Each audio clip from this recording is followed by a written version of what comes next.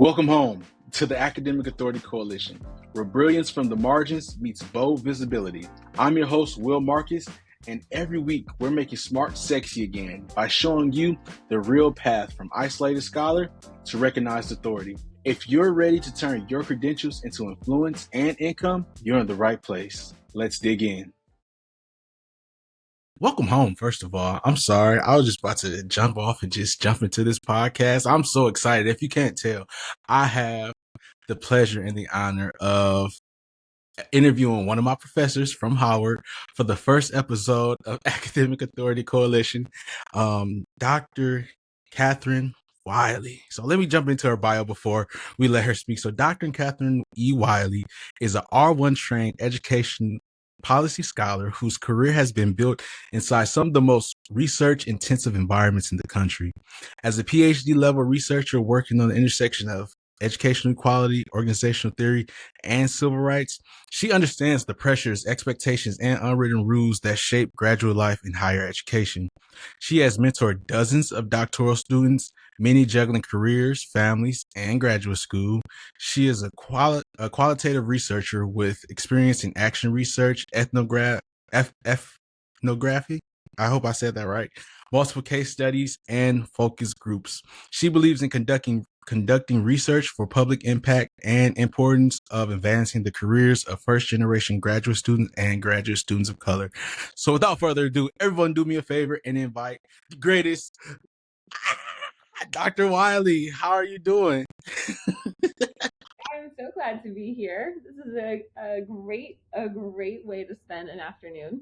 So thank you for inviting me to be on, especially Thank you. Thank you. I'm so glad that you're here. And thank you for spending your Friday with me. This is amazing.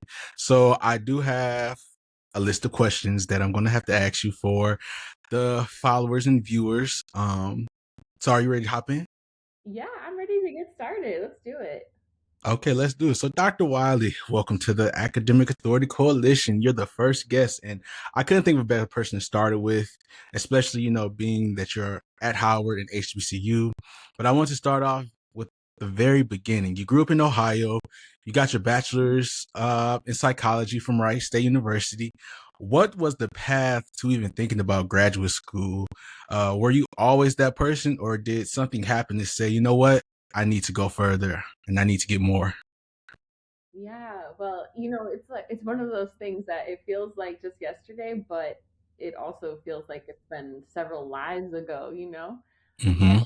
originally from Dayton, Ohio. I claim Dayton. I moved around so much, and I do claim Dayton though. And you know, it was.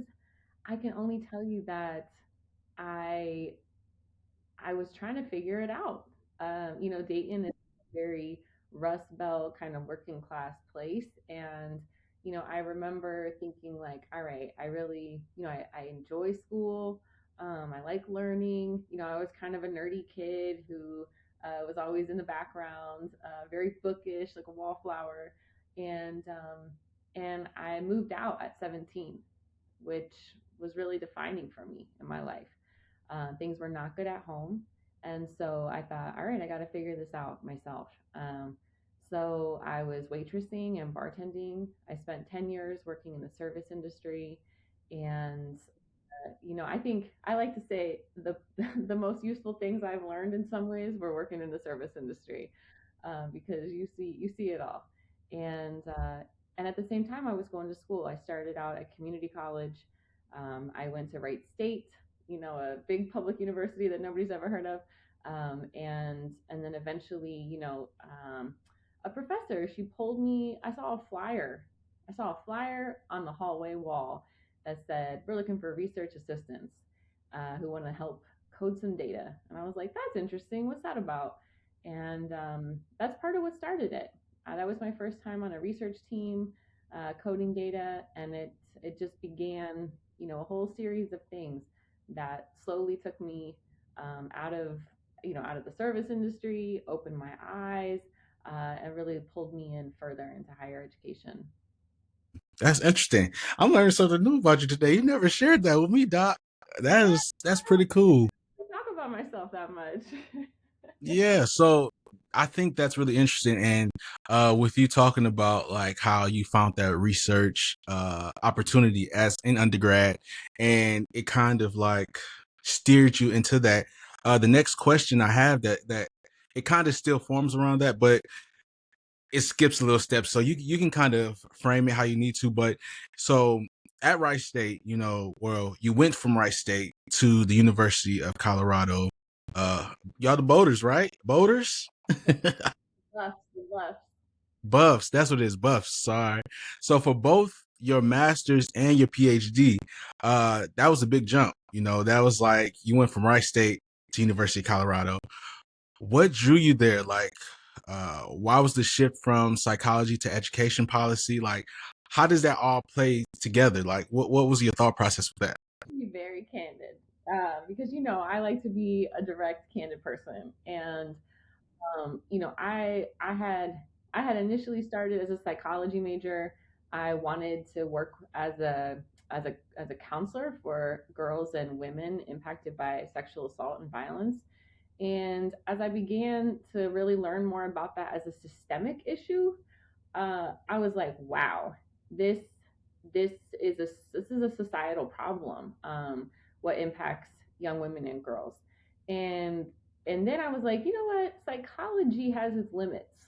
I love psychology, I still do, but it took me much more into sociology. I was like, wow, we have social issues, and I was already seeing that. I saw the racial segregation of my hometown. I saw the poverty and class inequalities, and I was already kind of thinking like that. So, I was basically on this path where I was beginning to get exposed to a little bit of research. This is a research team. I saw that flyer. And then I was also beginning to see this like much bigger world and these systems at play. And I remember thinking, what am I going to do? What am I going to do next? Um, and so I thought, well, maybe I could see what's going on in this thing called graduate school. Neither of my parents, my dad had dropped out of high school. My mom had gone to community college for one semester, and dropped out.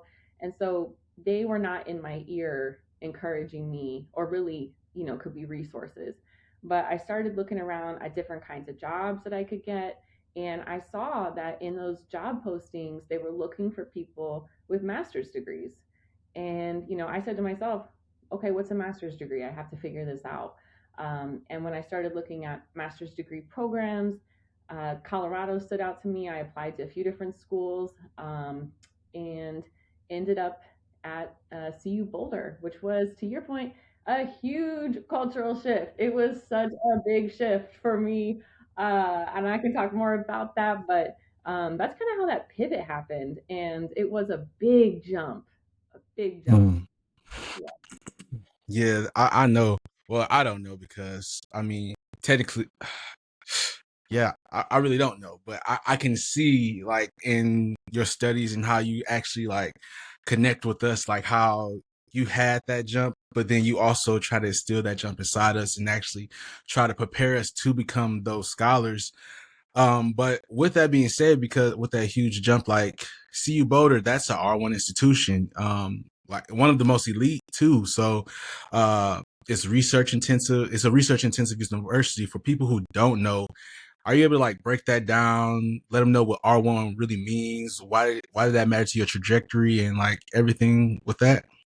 Yes, so I think something that I wish I would have understood ahead of time was more about how graduate school worked, was more about how expensive a master's degree is, was to know that you can pursue a doctorate degree without always having the master's degree. That sometimes it's included, that sometimes there's programs that fund the doctorate degree. So I just want to lay that out there. I wish I had known all those points ahead of time.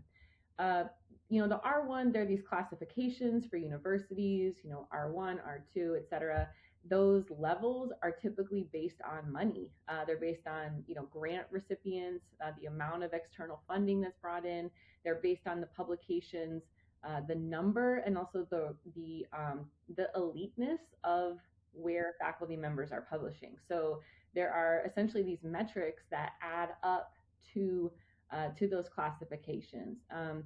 And it is, I think, it's a particular, it's like a kind of, it's a thing. I didn't know that ahead of time. And so, when I got to this R1 institution, I knew that there was something very different culturally happening.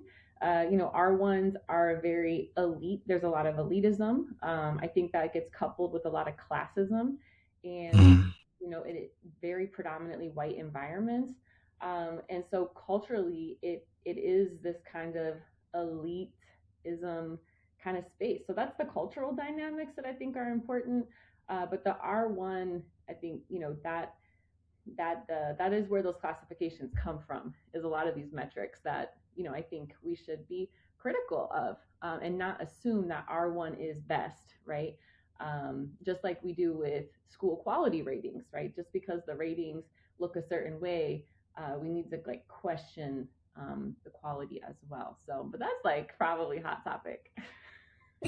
Yeah, that is hot topic, and I think that's something that we definitely probably have to bring you back on to talk about a little more, because that's interesting, and I think that will really like assist a lot of people in building or figuring out what they want to do for graduate school. But like, how did that also play into like your trajectory of where you are now and everything? How do you think it played? um, it played a significance that I only understood after the fact, to be quite honest. And I think coming into graduate school as a student with who didn't come from that kind of background, I didn't understand the cultural implications of going to an R1 institution for social networks, for that kind of like elite sort of training cultural capital. Um, it just wasn't something that I was aware of at first. So I think that has played a role because, depending on the spaces that you want to have influence in, those networks do matter. And so, for example, the R1 institutions have a lot of relationships and interconnections with some of the major philanthropic policy organizations, policy makers Mhm. themselves as alumni. Um, a lot of fellowship programs, programmatic components that do a lot of the networking that expands opportunity. And so, but it is only in certain regards, right? Again, it comes back to where do you want to have impact, and those kinds of institutions do they provide a lot of entree potentially into them. Um, but yeah, but not without, their own stratification issues, right? Because it reproduces its own issues too. So not without a critical eye. Hey, Academic Authority fam. I know you were probably enjoying this episode, and I'm going to let you get back to it. But before then, I want to give you a free offer. If you're watching this, you're either entering, traversing, or exiting a doctoral journey, and notice the gap in building your authority as a scholar. If that's you, I want to invite you to the Academic Authority Coalition community, your transformational community that will guide you to becoming a recognized and respected scholar. In our private community, you'll have access to established scholars, developmental training, and early access to content, just to name a few perks. I want you to be a part. So scan the QR code below or visit us at academicauthorityhq.com/member application. I look forward to seeing you in the community and helping you build your authority and seeing what you'll put out in this world. So until next time, peace. Yeah, that makes sense. That and thank you for that. Thank you for the insight and that input, because that definitely does matter when you're looking at the school that you want to attend, and like what are the benefits you're going to get outside of just that degree. So that is really good. So let's kind of narrow it down to that doctoral journey and while you were in graduate school at CU Boulder, and you were there for about 6 years, right? Yeah, Doing I your was. grad work. Yeah, my PhD was I was a 6 year student, probably like on the verge of seven, which was a little atypical, for my cohort. And so I can empathize when people feel like they're, oh, am I behind? The kind of comparison that can creep up because I was a little bit atypical of a case. No, that's fine. And I mean, the journey doesn't matter how long it takes, as long as you complete it. Look, you see, you're not doing big things, So, with that being said, Your research also focused on like racial segregation and school discipline. Racial justice work in a predominantly white space, was that hard, or what was the hardest part of that experience that nobody prepared you for? Yeah, that's a great question. I mean, there's so many elements to that, into this journey. For myself, I think as a white woman, I think one of the things that you know I had grown up in a very black white place, and I had grown up in a place that had a lot of there was just a lot of poverty. There's a lot of like just working class people, and so I was seeing things as a kid that I didn't really have the language for, and then there wasn't that kind of political or social consciousness among my parents. They weren't educating me about how about segregation, about how it happens, about they were just trying to go to work and pay the bills. So Mm-hmm.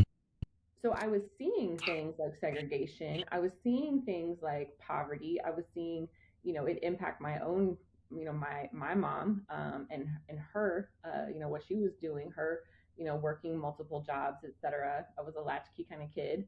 Um, and so when I got to graduate school, it was like suddenly I had the language and the words, but I also didn't have necessarily great role models to do anything about it. I think that was the hardest part, was like, okay, my eyes are wide open.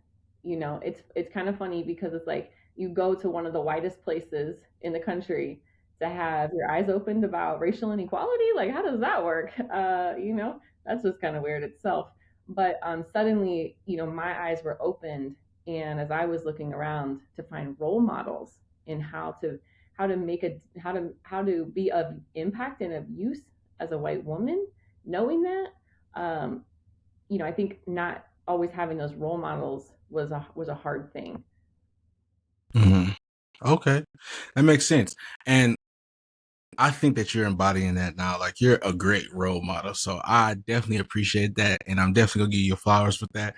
But I do have a question, because the reason why I built this platform and built the circle community that we now have, it shows that research shows that there's like about 68% of doctoral students from marginalized communities who report like being isolated from their programs.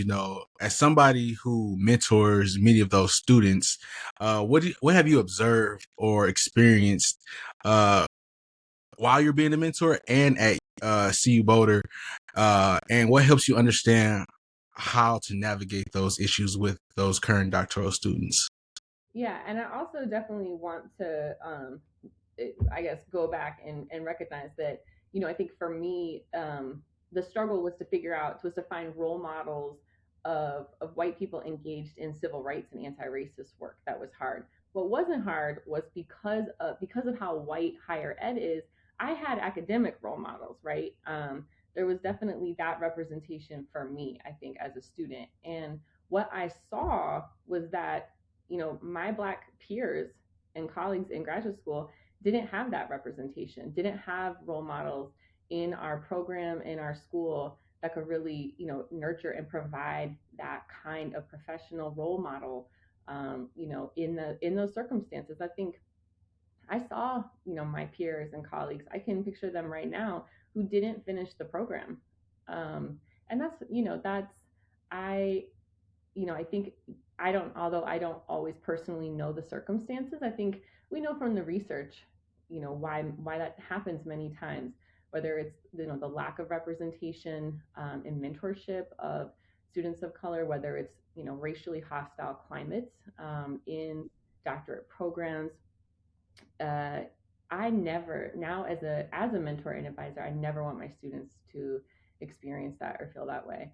And so I think, knowing that, um, a lack of pragmatic and realistic, mentorship and advising happens, and that's why, some students don't finish. I never want my students to experience that. So it's been really important to me to be a pragmatic mentor. And when I say pragmatic mentor, I mean, like, we're talking about, we're like forecasting. What do the next 4, 6, 8, 10, 12 weeks look like? What does the next 2 years look like? Let's talk about the employment market. Let's talk about, how to talk about your work. Let's talk about how to opportunities to get your voice out there. Let's really think about project managing your dissertation. That's the kind of, I think, pragmatic mentorship that really matters. And so, I think even at Howard as an HBCU, we're fortunate to have a majority of Black faculty members. I know it's still important to connect, my students to professionals, inside and outside of Howard, who share some of the identities, the intersectional identities that students bring. So I think those things that I saw as a peer and what I know now from the research, they really do drive my strategy around mentorship and advising. Hmm. That's a Yeah. good take on that. I appreciate that. That's really cool.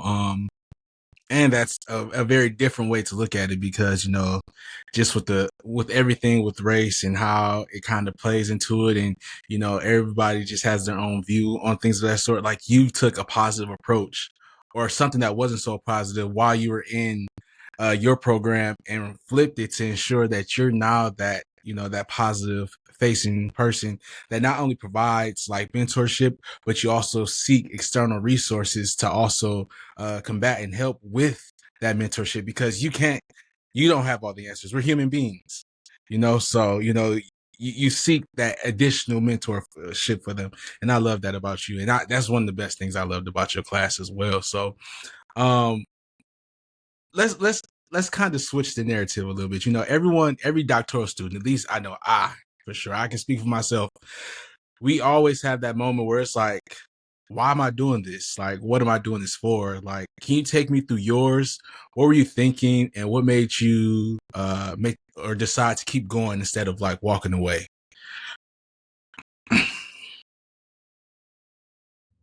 As I mentioned, it took me a little longer. I was on my own path for sure. So I just want everyone to know, if you feel like you're wandering, it will all make sense on the other in hindsight. I but I will be very sincere and say that, well, there was a pragmatic aspect. I mean, I couldn't go home. Like there was no fallback plan. This was it. I took out 200 and some odd $1,000 in federal loans. This was it. So there wasn't that safety net to return to. I mean, this was it. So there was the pragmatic piece of, I better finish this. This is it. And there was also, I remember when I applied to graduate school and when I applied to PhD program, I thought it was way out of my league. And ooh, it makes me get a little emotional just thinking about it right now. But when I applied, I didn't think that I had a chance. And I said, all right, God, if you if you get me into graduate school, I'm gonna use those tools you give me to try to make a difference in the lives of others. And it was like a covenant. I can picture, it was nighttime. I was standing outside. There was snow on the ground.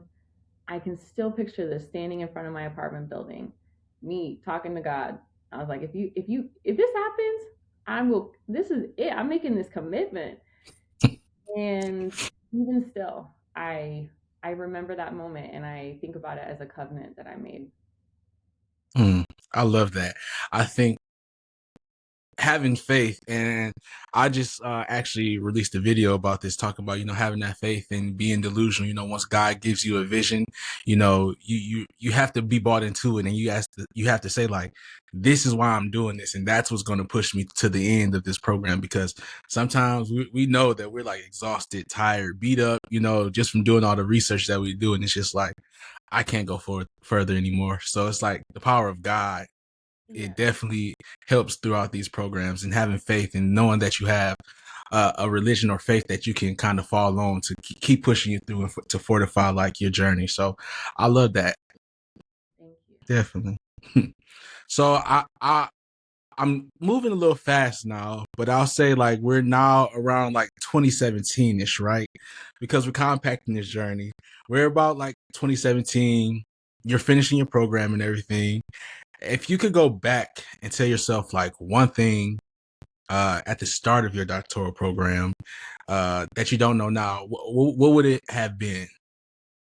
I would have wanted my my older me to say to my younger me, find a pace that you can go at all day. And I actually think about like a running analogy because I used to be a long distance runner. When I, when you move to Colorado, you start taking up new habits. And I never worked out a day in my life. But I moved to Colorado, everybody is working out. So I got into running marathons, and it was how I dealt with some of the stress, and kept my mental health relatively together. But one time I had someone say to me, when you're running a marathon, go at a pace you can hold all day. And I think about that. The doctoral process is, I would have wanted somebody to say to me, like, actually, like, slow down a little bit. Uh, slow down, go at a sustainable pace. Because, and this is something, that I wanted to share today, is that after, when you are feeling that pressure, and you reach the end, the thing that we don't also talk about enough is the post degree fallout. And I want Hmm. students to have a plan for what's going to happen the day after they walk across the stage for themselves. Because when you're training for that training day, like when you've been working so hard, and you're so focused on that one end goal, when you meet it, you need to have a vision for what that next day is going to look like. Because, for myself, I'll share that I went through probably a fairly significant, like, mental health incident in my life. Like, I really, after my program, I went through a time of some depression and anxiety. I didn't have a good support system for that after phase. I look back, and it's important to have mentorship that professionally develops you beyond graduation day. Because students need to be prepared for that. And so I call it the post degree fallout. Okay, you want to have a good idea of, like, what am I going to do on day two? Hmm. Your plan, but a good support system. So anyway, I probably said too much about that, but I'm not trying to add time to our interview today. But I think it's important for people to know that. Yeah. No, this is raw and authentic. This is why this podcast is here, for you to be able to be honest, transparent, and authentic, and tell like your story, because you're not the only person that has went through this or will go through this. There's a lot of people that deal with things like mental health, and heck, myself, I go to therapy. I mean, I don't know, like a lot of people say it, but I definitely have to go to therapy to kind of balance myself out. So it definitely is a real thing, and I appreciate you having that vulnerability, because everyone wouldn't share that. So that's amazing, and that's beautiful, So, um, with that being said, and you may go back to what you just said, but like, what's like one unwritten rule for doctoral programs that you had to learn the hard way? Is it still like figuring out like taking care of your health, or do you think it's like something else that you may have? Unwritten rules. There's a lot of them. They can be tiny and they can be big. And I would say, um, something that I think probably, okay. I think a huge unwritten rule is you got to manage up, unfortunately. And I had come from the service industry and that working class background. And frankly, like, there were some aspects of that I had not had professionally developed the ability to function in a sort of a white collar environment and manage up in that way. Um, and that for me was the learning curve. Because, I think when sometimes when you're new to graduate school, you think that you're advising, or what you're seeing is the only thing that might be available, and you've got to advocate for opportunities in terms of asking around, looking for things, um, being proactive with advising advisors. I switched advisors because I knew that I became aware that I needed more hands-on advising. That there were, I needed that pragmatic advising to get through the program, and I sought out an advisor, an amazing woman, and I said, "Hey, can you help me? Because I think I need a stronger hand here." And she did. She was a pragmatic advisor, and so I think that's, that is something, is being really, starting to managing up, like it makes a huge difference about it. So I think some people are really good at that, and other people might be, that could be really beneficial to know. Yeah, that makes sense. Um, I appreciate that. Let's Well, I'm gonna go back to like the previous question, but I have a plan. I have a plan. I have a map Yeah, because it's gonna lead us to the pivot. So going back to the last question, you kind of said that you need to have that plan after graduation, like post graduation, like knowing what's going to happen on day two, like day one, day two, post graduating. And we're going to kind of talk about your pivot and how you started working through that now. Because, you graduated in 2017, or you got your doctoral degree in 2017. And then in 2022, you landed at Howard. So that's kind of like a 5-year stint in between the two. Like, can you walk me through like what happened in between that?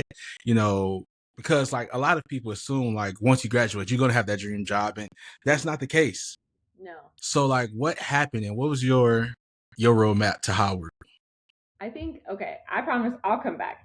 The other than other than kind of managing up people, the other unwritten rule is like things are going to take a lot of time, and that takes getting that's a lot. Like you gotta know things are gonna take a long time. So anyway, I say that because, um like, to your point, people don't talk about what happens afterwards, and there is an assumption that you immediately walk into your dream job or a job at all. But there can be a period of job search, a prolonged, what feels like prolonged job search, especially in higher ed and for tenure track faculty positions. I mean, I don't got to tell you, but that we hear the narrative of these are hard positions to get. There's so few of them, etc. And when I came out in 2017, I took a postdoc position out in California. And, I was so grateful for that position. I accepted that position. I was there.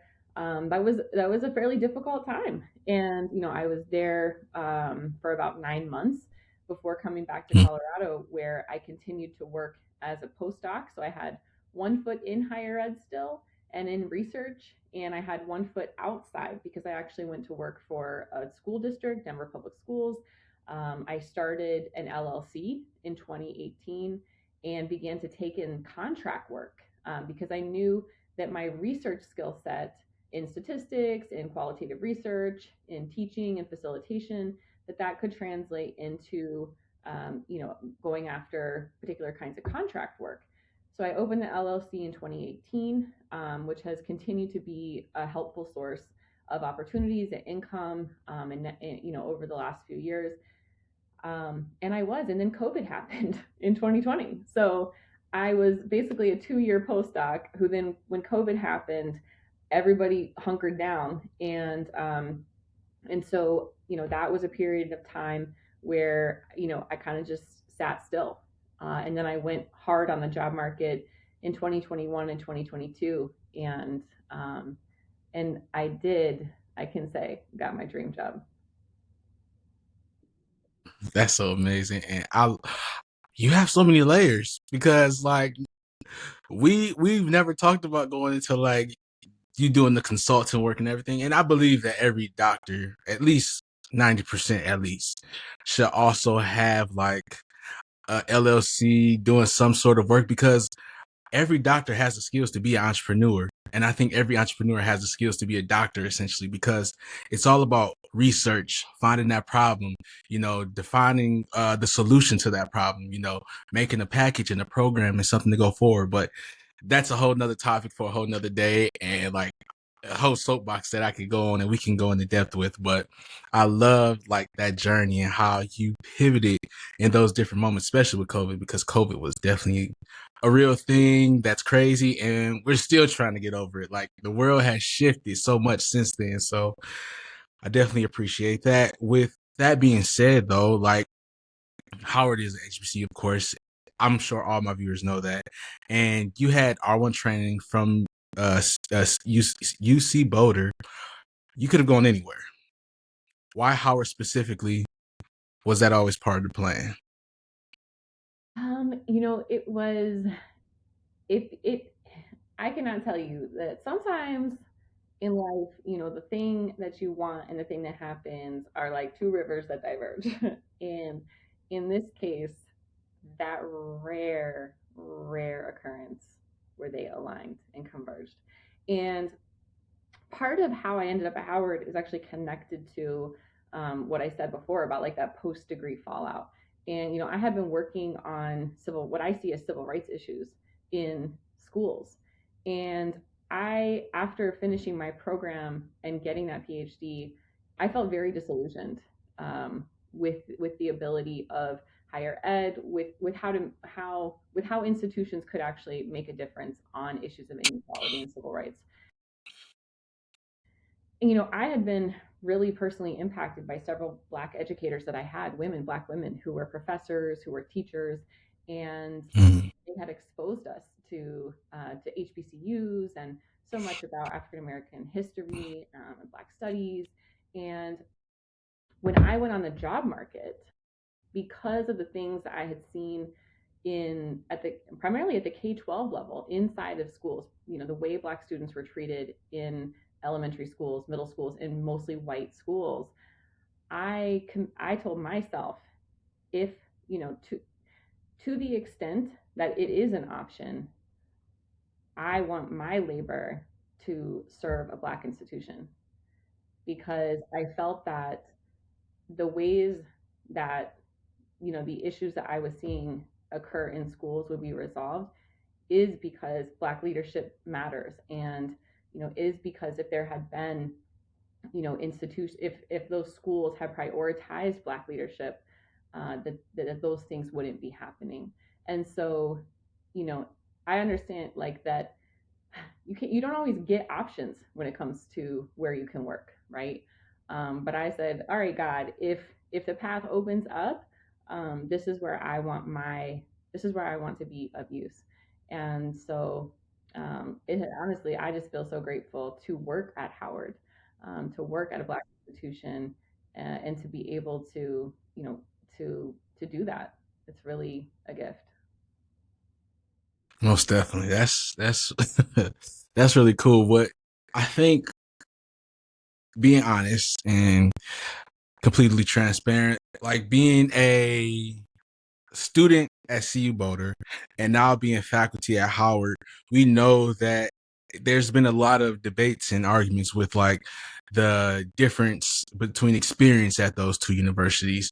What's a major difference that you've seen or you've been able to like notice? And I'm talking about like culture, expectations, how you show up, how students show up, how other faculty members show up, and everything like that. Like, what has been some of the most significant differences you've seen? Hmm. I mean, culturally, it's different, right? I mean, CU Boulder is characterized by, a very white bougie culture. It's got that kind of elitism. I mean, the students there, it is one of the wealthiest, the student population in Colorado is one of the wealthiest in the nation. And so it's a very affluent, sort of, white space. And I mean, being at Howard, being in a predominantly Black environment, African American culture, HBCU culture, um, you know, those are those are just different kinds of spaces. And I think that that's probably the biggest thing. And that's, I mean, something that I love about Howard that I saw at Colorado was, PWIs. spend so much time thinking and trying to develop frameworks for how to support Black students, and yet don't aren't engaged with HBCUs, aren't engaged with the expertise of HBCUs. I remember, talking to students because I used to teach our research courses at Colorado when I was there, who wanted to be building frameworks that would, for strategic plans and for aspects of improving higher ed programs at Colorado, that would be more supportive for Black students, but not being familiar at all with the research literature about HBCUs. Mm. And that always struck me as such that summed it up to me right there. HBCUs, I mean, the history, the knowledge, the, you know, PWIs I saw, spent so much time sort of turning their wheels about what to do, and not being engaged with HBCUs. So I think on an institutional level, that was something that I really observed. That's prolific and deep, and of course, it is a thing. But I'll ask, like, how do we fix that gap? How do you think we can fix it? Hmm. I mean, I think our I think our higher ed scholars would be better suited to address that question. Um, but I think there is a I think on an academic level, right? There is that kind of silo is a problem, and I know for one, I'm big on the literature, on research designs, etc. The fact that if PWI scholars are not engaging with literature about HBCUs, etc., that's a problem, and I think that reflects the historic marginalization of Black scholars and HBCU scholars. In terms of how to resolve that, maybe it is breaking down silos. But you should definitely bring on some higher ed experts who can dig into that in a really Most deep way. definitely. Oh, most definitely. I think they will. I have some ideas for it, and hopefully it'll come sooner rather than later. But I just want to see what was your take on it. What you think? But let's give you some more flowers really quickly. A lot of people may not know, but you are a congressional fellow. You're a 2025 AERA AAAS. That's a lot of A's. Congressional fellow, which means you're about to work directly with Congress on educational policy. How did this happen? Walk me through the process. Yes. So this is a huge side of me. I believe firmly in the importance of political and civic education, and I have to say, that is something that I want graduate students to know about. I want them to be politically engaged, and civically engaged. Right. I know so many people from my hometown that don't know who their city council member is. Right. That don't know who their elected officials are. That don't know who their school Mm-hmm. board member. um, and to me, that's a problem. And so I'm big on improving, the political consciousness and the civic engagement and consciousness of everybody in my sphere, if possible. And so that congressional fellowship was an amazing opportunity. I served in a Senate office over the past year and had such an opportunity to see, how does the Senate work? What is it like actually in Washington, D.C. on the Hill, getting to walk by the Supreme Court building every day, getting to go into Congress, and working inside that Senate office. And it taught me a lot about really um, how any of us can go visit our senator. Any of us can go visit our House member, can write to them, can call them, can request a meeting. And that was one of the most significant takeaways that I want other people to know, is that these people who are making these decisions, who we see on the news, they have an office, probably 20 miles from you. So show up at it, right? And I think that's really key. So it brought me up close and personal with our federal government in a way Mm-hmm. that I had never been before. And now I want other people to know that that those people they work for us, and they need to get, they either need to get voted out, voted in, and making your civic voice heard and that civic power. So I think that was a very really informative experience for me. And because I know, the nature of this podcast, I that position was something that I had. Wow, I thought, oh my gosh, I applied to that 4 times Mm. uh, before it happened. So I had applied to that position 4 times, probably over 6 years, and That's not a dedication. lot. Not a lot of people know that. That's dedication, and I can't promise that I would have done the same thing, Doc. I know in theory, like I can say that, but like my feelings would have been hurt. Like, Save your applications and reapply. Is the moral of that story. mm-hmm. Most definitely. Yeah. Okay, so you talked about what you accomplished during that fellowship. Did you accomplish, or you talked about what you did? Did you get to accomplish everything that you want to accomplish? And is there more work to be done that you feel like you need to do? There was not a lot of progressive legislation at the federal level moving at that time. So I would say there would be so many more bills that I would have wanted to work on, at the federal level. As a researcher and as a faculty member, it gave me insight into how not only do we as citizens, are we able to go and have and speak our opinions with our representatives, but it also showed me that, for those who are thinking about going into the research space, the policy space, that role itself, really creates that opening to go have conversations about legislation. And so, I think that's really key. It definitely showed me how, we can bring research, one pagers, et cetera, into these meetings with lawmakers, to really try to have a little bit of influence on things. Mm-hmm. Hmm. Okay. So it sounds like we need some scholars that need to be applying to this program these upcoming years to get some more research and stuff going. That's what for anybody who is, if you are, for those of us pursuing the doctorate, there are so many avenues to be of use, to be of service, to be exercising that expertise. And, and one of those is in being maybe a public thinker, or it is being the researcher who, supports campaigns and types up one pagers and puts together research memos, for advocates. Maybe it's, working in a corporate space. There's so many options, and so many avenues. That part of it is about finding what that avenue is, that marries the passion, with the passion, the vision, with the particular gifts that each person brings. Yeah, I'm glad you brought up research too.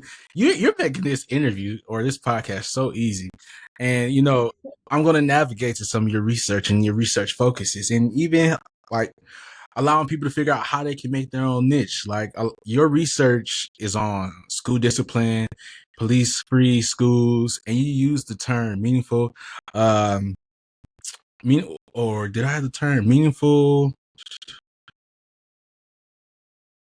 Sorry, I didn't put the term down. What term did you have? No, I mean, the school discipline, police free schools. I have I think I have always been a person who has been concerned about violence and about the ways that punishment. You got I'm it. You sorry, got it. Doc. What is it? Meaningful abolition. I found it. I have it. Yeah. And No. that term Really. might be, listen, that might be some fighting words in some Okay. spaces too. So, how did you land on this? What does that mean? And is this your life's work? I understand.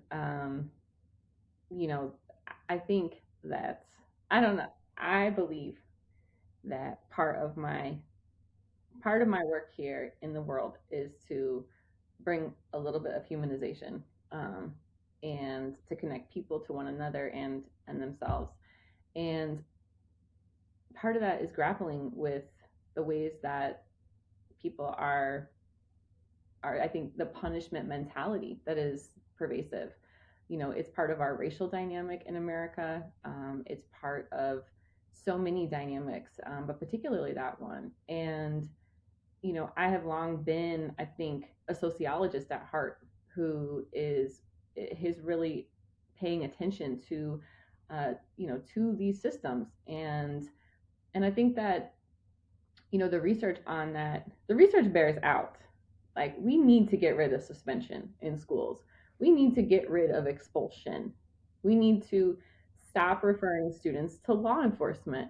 We know the research evidence, there's no benefits, right? There's no benefit, and the cost is so high. So that's been very apparent to me over the last 10 years of engaging in the research literature, conducting research on these issues. So from a research side, this is not something that we should be doing in schools. So I do believe that suspension should not be an option. Mm. We should get out of of the state frameworks that allow for that, of districts, right? And that's a hot topic. People definitely disagree about that. But we know that from the research side, it doesn't do anything that benefits children long term. Mm. Oftentimes, moral arguments that people want to get into. It's ideas about, how do you address and hold people accountable. The arguments around school discipline really mirror arguments around policing, and they're they're divisive. They often lack information and evidence. And so for me, it's just been clear that suspension and expulsion is not a thing we should do, and we need to stop. Mm. I would have to agree with you, but it'll be my own personal reasons why, because I was definitely a suspension baby. I got suspended a few times, times too many, and I was also that student that used to always get the remarks, talks too much in school. But the thing was, is like, I wasn't a bad kid. I just didn't feel challenged while I was in school. So like, I finished my work, and then what do you expect me to do? Just sit around and wait? So like, Yes, I did have yes. some refinement. My mom definitely did not spare the rod, and she made sure that I didn't get in trouble anymore. But I definitely agree with you. I think even with like suspension, like I don't think out of school suspension should be a thing for sure, because even when I got into like middle school and high school, they had like in school suspension where I was still in school. I still did my assignments. It was just like I had to sit out for a time being in, and that's still, kind of weird, but like at least I'm still in the school. I'm still like having to do my work. Like while I was at home, it was totally like non-conducive. Like I wasn't doing anything. I was sitting there just at home chilling. So yeah, I definitely agree with you. And I'm pretty sure there's way more research and stuff that goes with that, but that is not my area of expertise. So That's it. It's not effective. It's only harmful. hmm, That's for sure. research. Yeah. So Yeah. within your researches too, you do grant writing. You've got like grants and funding from like a 50K grant from the Spencer Foundation and multiple grants from other organizations. For someone who's never written a grant, and what's the secret? Like, what do they need to do, and how do they position themselves to get funded? And even how can they include their research inside of these grants and like kind of bring everything home? Because I know it's some people that want to they may have big ideas or may have like some research they want to do, but they don't have the funds to support that. Yeah, yeah, yeah. That's a big area, and definitely worthy of like a long, like get talking about for a while.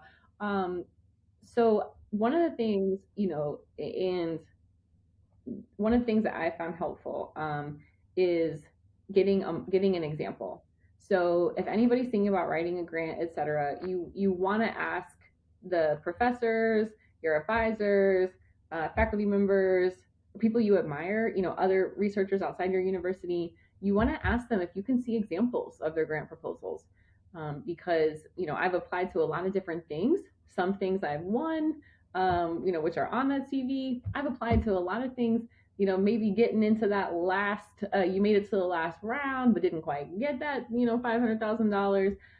You want to see different kinds of grants. You want to look at the narratives. You want to look at their structure. So the more examples, the better. That is a recommendation I have for everyone about all sorts of things, from dissertations to grant proposals and all sorts of things in between. You want to see examples of it. So definitely find them, because there's you have there's a narrative, there's budgets, like you just want to get familiar with the structure and the components that are asked for. That alone can go a long way. Okay.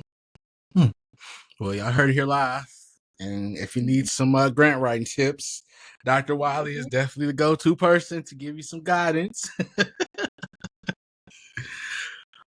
But let's talk. We are starting to get on the tail end of this, and if you're loving this conversation with Dr. Wiley, there will be an extended conversation hosted only in our circle community, where you'll be able to hear more takes from Dr. Wiley, and you could also message her. But Dr. Wiley, we're going to go into the authority now. You know where you are now. You know, you went from scholar to policy influencer, and now mentor. You know, you're building in these public places. So before we close out, we're going to talk about these things, and then we'll have our in-depth conversation and extended conversation after this. So uh, you're not just publishing in academic journals. You're writing for national policy centers. You know, publishing policy briefs, co-authoring reports that cost our entire state's education systems.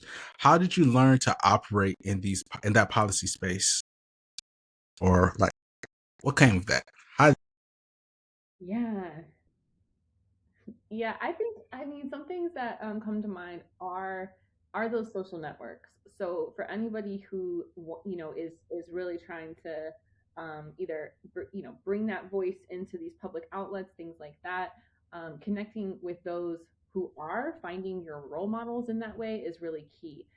I know that I have benefited. I mean, when we come back actually to part of your opening questions about that, my own graduate school experience in an R1 institution, I was connected to people who were, who had these interconnections with, with public writers and journalists and the Washington Post and, who were active inside. One of my mentors, um, he is active as a researcher and a scholar, but he's active in the public sphere. He writes op-eds, he gets involved in issues, and I deeply admire that. And so I knew that I wanted to be a public scholar as well. And so building relationships with journalists is big. Again, just like your representatives, you can call a journalist, let them know your area of expertise, let them know who you are. That's been, I think, a way to build those relationships. Exposure to people and places is huge too, right? Just getting a chance to learn what organizations are out there. That was something that in that 5 year period the post PhD, I was really learning what are organizations who are doing advocacy, who are doing civil rights work, racial justice work, education justice work. Let me learn about those organizations, join coalitions, and start to begin to understand the landscape of that conversation and the major players in it. So those are some ways that I think I have been able to slowly do that kind of work in my own life. But it was not without having seeing examples of it, and then being able to cultivate those relationships in a meaningful way over time. Hmm. Okay, that's it. It sounds simple, like you made that sound really simple, but Wow. it doesn't feel that simple. Like you. It takes time. It takes so much time. And Definitely. you gotta go to things and be and really build relationships. Like this isn't, when I went to DC, everybody's like trying to like build their networks. Okay, I'm not that kind of networker. Like I don't like that. I Hmm. want to know you, and I Hmm. want you to know, and that's a different kind of relating. Out here, people, and some people are very gifted at that, and I'm sure it pays off. But for me, that was not my speed. And so, I've tried to honor my own way of being, um, even in places where it's kind of a hurry, hurry means to an end kind of thing. But that's not me. Okay. Yeah, for sure. But I mean, the way you said it, you painted the picture so simple, but it definitely does take time. But I love that. But the next thing I have to ask is like when you take a stand on something, you stand 10 toes down. No matter how controversial the issue might be, corporal punishment, police in the schools. How do you navigate that being a scholar who doesn't hide behind objectivity but says that's wrong, here's why? Especially in the climate that we're in right now with our current administration and everything. Like, how do you do that? Um, well, I guess I I feel grounded. I feel grounded in I'm not gonna lie. I feel grounded morally, and I feel grounded in the evidence. Like I know what is right morally for me, and I also am very familiar with the research, and so that makes it pretty clear cut for me. And I think that's important. That's what that is the marrying of the self, and the community and values, and along with having a good knowledge of an evidence base, which is something that we want, in doctoral students. Become an expert in your area, and for me, issues of, and it's not like I'm not challenged. Sometimes people present information to me, and I'm like, oh, I might have to rethink this nuance or this angle. Wow, I'm really learning something new right now. Um, and so that's real. That's a real part of this too. And but often I think it is being aligned. It's being aligned, and understanding the moral and ethical aspects of things and understanding the research. Okay. That's really good. And I have to pick on something that you just stated because you brought up the doctoral students, and I love that. And we may have to condense it down because I know we're running short on time and I don't want to take too much of your time. I'm a big steward of time. So, with your doctoral students, one thing that I really appreciated about like you specifically and what I saw throughout your CV was that you deliberately co-author with your graduate students. Um, it's marked in your CV. It's annotated so people know why is that practice so important to you, and what does that do for your doctoral students that you're mentoring? Yeah. I love one. I love students. Like that's my heart and passion. And I also love writing. And I think that being able to collaborate is just such an honor, to work with students. And I think it's an important part of mentorship. It's something that I didn't always experience, actually. In some ways, R1s are supposed to be sort of regarded as these high publication institutions, et cetera. And I honestly, I didn't have great writing mentorship, and I really wanted that. And so I do try to be what I didn't have, and so I love to bring in students, and to say, hey, I saw this call for proposals, I saw this thing, I know it's aligned with your interests. Would you want to do something together? And so I see that as actually that pragmatic mentor coming out because. Writing and academic writing and publication is full of so many hidden rules, and things like that. So many processes, and you got to kind of know the ins and outs of it. And so for me, it is an opportunity to take somebody under my wing and to share what I've learned about the journal publication process, about writing op-eds or writing for public audiences. All that stuff comes together for me there, and I indicate it on my CV, because it's important to me, and I'm proud of that. I think that I want my work to be measured by the success of my students, and I want that to speak for itself. If my students are impactful and powerful in their roles, that's how I know I'm doing my job, and so it really is something I get so passionate about and want to continue over time. Okay. So I am going to ask you a few more questions before we have to wrap up this segment of the podcast, and I allow people to know where they can find you. And I say, you think two questions or three would be fine? Which one are you okay with? I mean, I'm good with whatever you want. 3 questions is good with me. Okay. So let's talk about you building your public presence, okay? Because we kind of hinted on it a little bit, with that.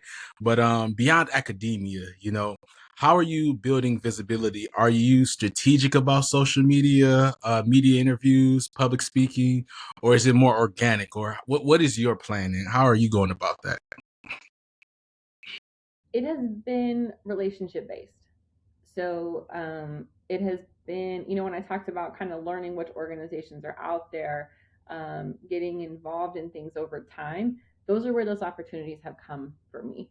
Um, I'm sure you're going to have a lot of people who are really good at talking about how they market themselves, things like that.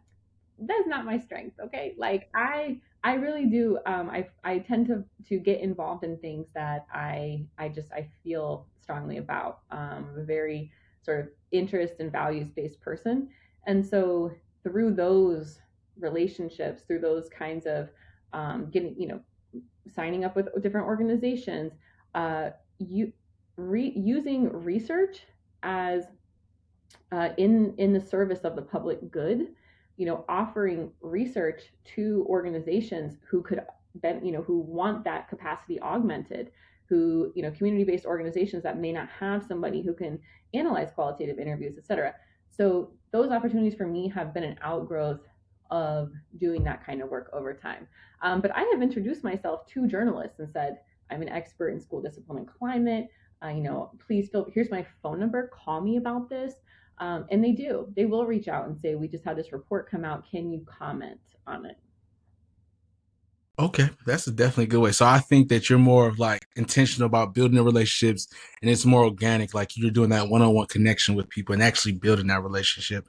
And that's amazing because that is a part of it. That's one part of a full ecosystem that a lot of people use, but that's specifically what you focus on. And that's a skill and a gift in itself. So I appreciate and commend you for doing that.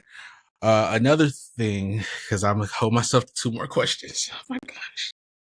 I think I did gave you like 40 questions, Doc, and I'm sorry because like Enjoying it. I'm really enjoying this. because Uh, this is so amazing. I really love like interviewing people like this. It's helping you're really me more than it's cool. even helping. Thank you. So, um, hmm. Okay. So I'm ready what's for work? Okay, I'm gonna ask you one more dealing with like research, and then we're gonna go with like navigating the system as like in your current position. So, what works best for getting your research in front of people who actually use it, not just academics or in academia or school leaders, but like district administrators, legislators, even those journalists that you talked about. Like, is it just making that connection, calling people, or is it something deeper inside there? Okay, I'm going to answer on like 3 levels. One is I'm going to start with the research first. So there's a whole area of research about research use, which is crazy to me, right? But there's actually people who study how research gets used, which I think is endlessly fascinating.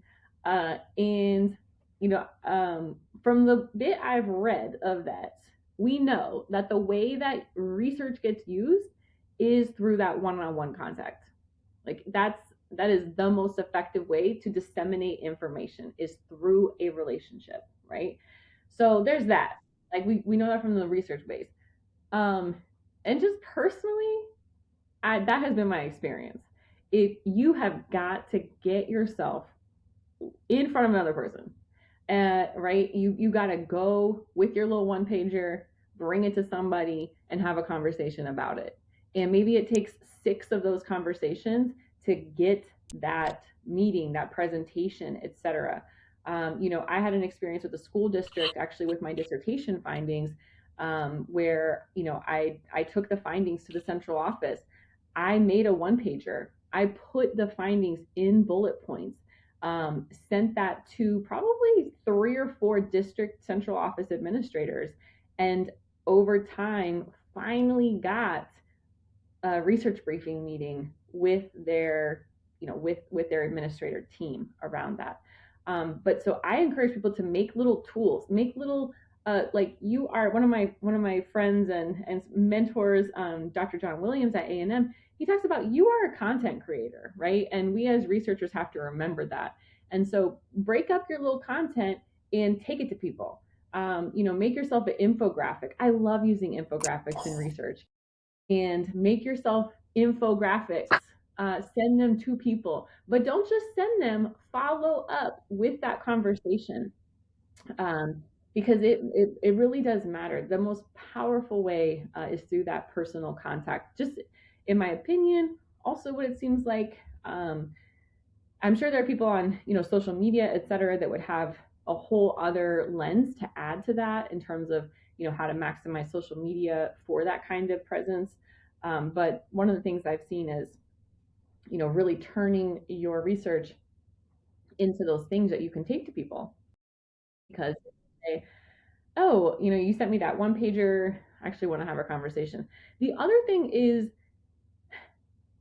there are critical incidents that happen in the world that suddenly your expertise and voice is needed on. So it's also about knowing when the in policy theory, and we talk about the policy window opening. Remember that one? We did that whole unit on, like, policy streams. There's a window that opens. It operates like that for us as experts, where your area of research, nobody might care about it for like 5 years. And then something happens, and all of a sudden you are the person to call. So people have to keep that in mind, that, keep working on the things that you care about, and those opportunities will come over time. That's probably another one of those sort of secret things that nobody tells you. Stay committed to what you love, and over time you'll find that the public, or certain sectors and spheres, are going to want that conversation at different points over time. What's up, guys? So it's me from the future, and in good old fashion, I don't know if it was me or the technology. They usually say it's user error, but my last question with Dr. Wiley was cut off due to technological errors. But essentially, the last question I asked her was regarding to money, and I said, assistant professors or professors in general don't always get paid what they're worth. Are you consulting, speaking, monetizing your expertise in other ways? And if so, how did you start doing that? So this last concept was just to take on the entrepreneurial aspect of being a doctoral or a doctoral degree holder. And this is how Dr. Wiley responded. Yeah. I think for myself, one thing that I have done is try to, um, remain and be open to contract work. So I am very glad that I started that LLC, because as a business decision, an economic decision, financial decision for myself, that did create the ability to take in income in a different way, with different tax implications. So I would encourage people to go open an LLC and just get that option for yourself available. Um, Now, over the years, I have taken on different size contracts, through that LLC. Primarily based around either research skills, facilitation skills, teaching workshops, putting together different things like that. So for me, I would say my academic research, and my teaching has definitely been my priority. But over the years, I have been able to take on additional opportunities and things like that through that LLC. So I would definitely encourage people, to do that, to set that LLC up.